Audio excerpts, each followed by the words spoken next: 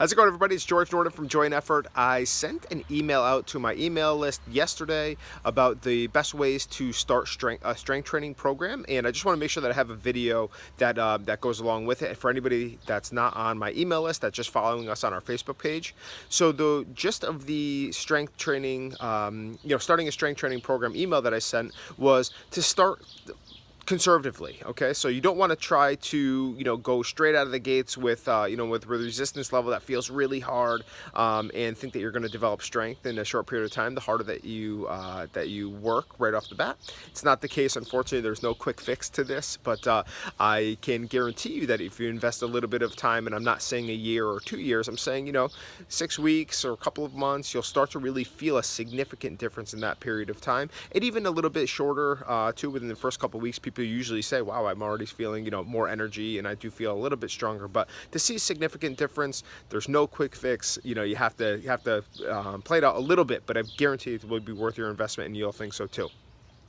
So the second piece was, the first piece being don't start too heavy, but the second piece was, if you want to do it correctly, what you want to do is start off the routine with a lower body exercise, an alternate upper body exercise, and then a core exercise after that. So the reason for that is you don't want to work the same body part 2 exercises in a row when you first start. Along the lines, and once you get a little bit more into the strength training programs, you can do it that way. So you could do a leg exercise and a leg exercise, and then a upper body exercise, upper body exercise. But that's down the road. So don't start that way, because you'll end up getting a little bit more sore than I'm sure you'd want to, and even potentially hurt. So definitely not worth it, and not the outcome that we're looking for when we're trying to get healthy and feel better, right?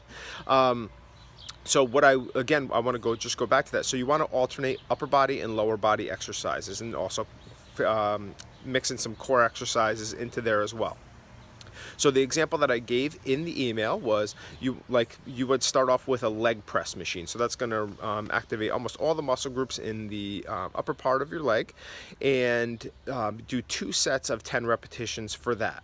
So in between doing your first set, what I want you to do is rest like 30 to 45 seconds in between to let your muscles recover. Okay, it's a very important part of the process, and it's one of the pieces that a lot of people skip, is that rest period. But please make sure that you are resting in between the sets. So once you get to that 10th repetition, you should rest that 30 to 45 seconds, and then start your second set of 10 repetitions.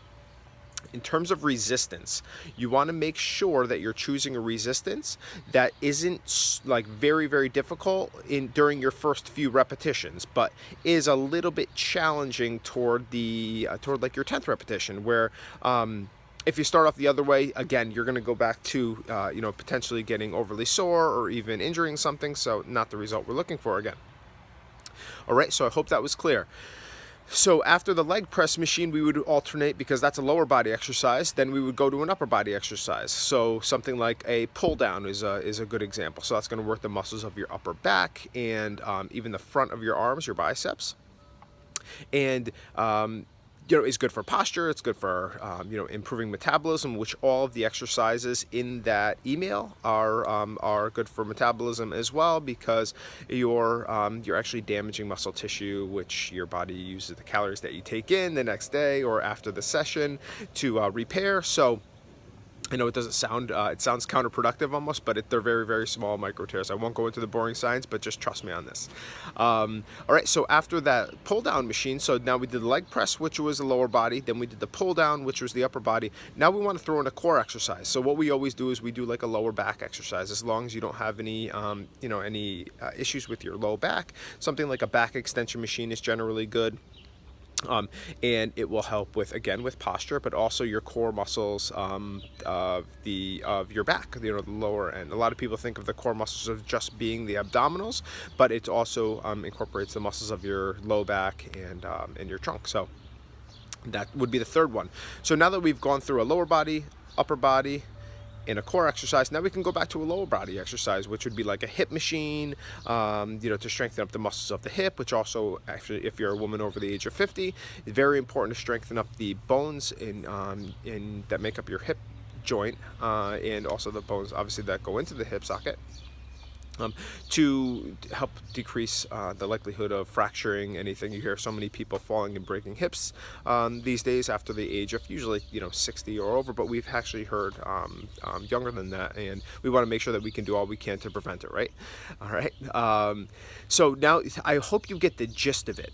So you want to alternate upper body and lower body exercises, and then throw in a core exercise after that, just so you don't get overly sore or even potentially hurt. Okay, so that's an easy way to get started. And also a big tip, which I'm a very, very big proponent of, is to make sure that you stretch after these sessions. Okay, so take an additional 5 to 10 minutes and stretch out all the major muscle groups that you worked during that session. So you really should have gotten through all 6 major muscle groups, which those are you have your chest, you have your arms, you have your shoulders, you have your back, you have your legs, in your core. Okay, so you want to make sure that you're hitting all 6 major muscle groups, and the program that I put in that email really covers all the bases there. So again, back to the stretching, make sure that you're stretching all of those major muscle groups, and hold each stretch for 20 to 30 seconds per side. Okay, so if any of this is unclear, if you have any questions, please feel free to always email me at jointeffortexercise@gmail.com, and I am glad to answer any questions. All we're doing is looking to help people get moving. All right, I hope everybody's having a great day and you're enjoying your Thursday, and you enjoyed the video. All right, and if you did enjoy it, please comment below, like it, or even share it. Would be great. I'm looking to impact as many lives as we can in the Connecticut shoreline over the next few years or greater. All right, enjoy the day. See ya.